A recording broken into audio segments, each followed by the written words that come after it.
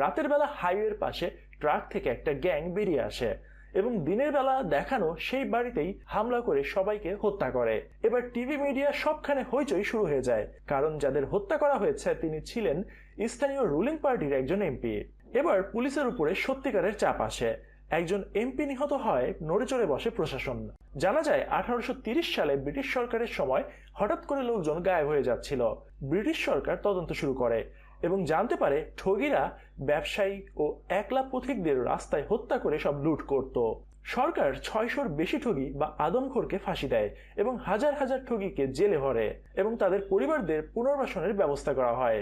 তামিলনাড়ু থেকে মহারাষ্ট্রে গিয়ে ওইসব ঠগীরা পরিচয় পাল্টে ফেলে এবং বাংলাদেশে অবস্থান করা ঠগীরা দিল্লিতে পালিয়ে যায়। যেহেতু শিকার করা তাদের পেশা ছিল, তাই মানুষ হত্যা থেকে তারা বেরিয়ে আসতে পারেনি। তদন্তে উঠে আসে মুঘল আমল থেকে 400 বছর ধরে তারা বংশ পরম্পরায় এই পেশায় যুক্ত ছিল। এরপর ব্রিটিশরা তাদের বিরুদ্ধে কঠোর ব্যবস্থা নিলে এরা অধিকাংশই পেশা বদলে ফেলে। এবার যেহেতু এমপি খুন হয়েছে, তাই মিনিস্ট্রি থেকে কড়াভাবে নজরদারি শুরু হয়। তাই সরকারি অর্থে ফিঙ্গারপ্রিন্ট খুঁজে বের করার নির্দেশ দেওয়া হয়।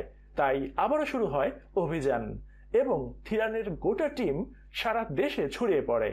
এরপর 2005 সালে আগ্রা জেলে ফিঙ্গারপ্রিন্টের জন্য ভিজিট করা হয় এবং অনেক বছরের চেষ্টার পর রাতের বেলা ফিঙ্গারপ্রিন্ট পাওয়া যায় এবং সেই অপরাধীকে শনাক্ত করার জন্য রাজস্থানে যাওয়া হয়। সেই ফিঙ্গারপ্রিন্ট চেক করে এবার ক্রিমিনালের ছবিও বের হয়ে আসে। এদিকে রাজস্থানের সব চেকপোস্টে ট্রাক থামিয়ে সেই ক্রিমিনালকে ধরার জন্য অভিযান করা হয় এবং একজন পুলিশ সদস্য তার খোঁজ করতে তার গ্রামে উপস্থিত হয়।